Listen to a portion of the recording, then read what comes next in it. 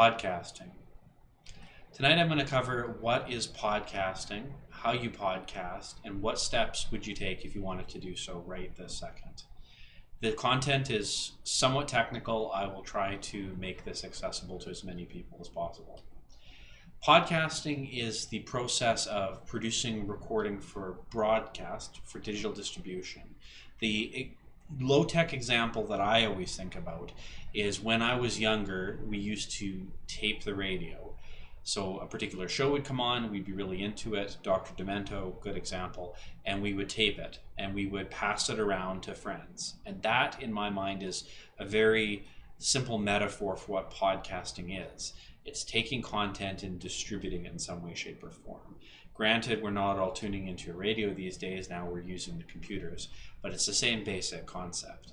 If you've sat on your iPad, iDevice, Android phone, gone for a long drive, there's a good chance that at some point you've listened to a podcast. Some major platforms within the podcasting arena are Spotify, Apple Podcasts, Stitcher, YouTube, for example. And there's lots of different podcasts. Some of them are audio-based, some of them are audio and video-based. Lots of different formats and lots of different things that you can find. If you haven't listened to a podcast, you should try it. It's really interesting. Producing a podcast is pretty straightforward. You will create content in the same way that you would within the club environment. So you will write a speech of some kind, you will set up some kind of scenario, you will record it, and I'll walk you through the different tools that you can use to record that, and then you will upload or distribute that throughout the internet. So let me take you through that in a little bit more depth. In terms of content creation, there are kind of two main streams of thought, or two main styles of podcasts that I see. The first is the interview, whether that's a panel interview, whether that's a bunch of people just having a conversation. Joe Rogan, good example of this, where he will bring in a guest and they'll chat. The other is a monologue. So that could be delivering a report, delivering a speech, presenting some information, but it's just you sitting behind a microphone. That's the style of podcast I did when I did the podcasting project. Personally, I think an interview has got a lot of benefits. Monologue is easier to organize, so pros and cons either way. In terms of recording in simplest form, you're going to record using some type of application. If you have a computer, you have a program on there that can record for you. So voice recorder is a common one in the Windows world. Voice memos is a common one in the Mac world. Voice recorder is a program that appears on Android. Apple devices, I think they call it voice memos as well. Every platform has got some type of recording app. That being said, what you might find easier is using a platform that you're already familiar with. For example, Google Meet, Microsoft Teams, or Zoom.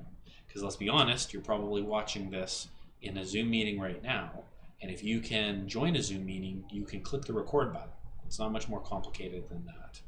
There is a process that you can use for recording or editing the content after it's been recorded, but to be perfectly honest with you, there is a whole art form to that. In the same way that you can spend as much time teaching a person to edit a photo as taking a photo, getting into editing audio and video, I think, is a little bit beyond most entry-level people in the short term. So my suggestion, record, do it in one take, distribute it the way it is, warts, pimples, and all. When you go to upload and distribute it, there's lots of different ways. There's lots of different platforms, all of which have different tools for uploading it. The short version is use a tool like Anchor FM. That's what I use for my podcast. It automatically uploads to like a dozen different platforms. Super easy to set up, super easy to work with. You can do it by hand. It is probably not worth it, because even once you jump through the hoops once, you're going to have to repeat that the next episode that you produce your podcast. You go to Anchor, you upload it, it's done. It's just that easy. Nice way to work with it.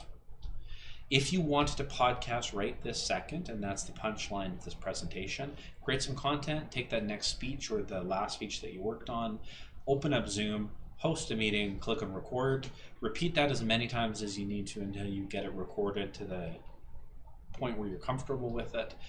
Open up Anchor, upload that video file. It's that straightforward. You don't need any more tools than that. Yes, you can use different recording tools. Yes, you can use different distribution tools, but if you want quick and dirty, it works like a hot darn. I was up and running probably within 5 minutes when I did my own podcast. Some of the nice things that you get as well when you use a tool like Anchor is, for example, you get breakdowns. My podcast, for example, is available on 8 platforms, performance data. You get all sorts of tracking like gender, age, platform, time of day, geographic location, everything under the sun, more than you probably ever wanted to know. But it's really interesting. It's really easy to work with. If you do have an idea, if you do have some content that you'd like to share with the world and you'd like to undertake it, I suggest taking on the podcasting project. It's a really safe way of doing it in the comfort of your own home. Let's be honest, we're all virtual these days anyways. You record it, you upload it, it's out there. Happy podcasting.